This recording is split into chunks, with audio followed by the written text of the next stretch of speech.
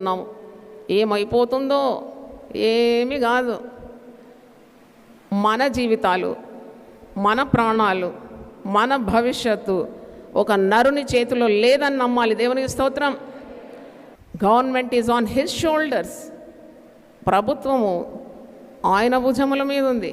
మనము ఆయన ప్రజలమై ఉన్నాము. దేవునికి స్తోత్రం. మనకేదైనా కీడు రావాలంటే అది దేవుని అనుమతి కావాలి. నేనైతే ప్రార్థన చేస్తున్నాను, నువ్వు సౌలును మార్చిన దేవుడవయ్యా, నువ్వు ఎటువంటి హృదయాన్ని కూడా మార్చగలవు. విరోధమైన ఆలోచన, విరోధమైన జ్ఞానము, విరోధమైన యుక్తులు ఇవన్నీ కూడా తారుమారు చేయగలవు. కపటుల ఆలోచనలను నువ్వు తారుమారు చేయగలవు.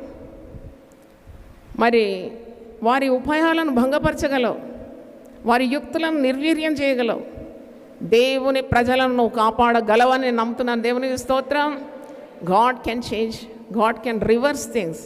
కాబట్టి మరి విశ్వాసంతో మనం ముందుకు సాగాలి.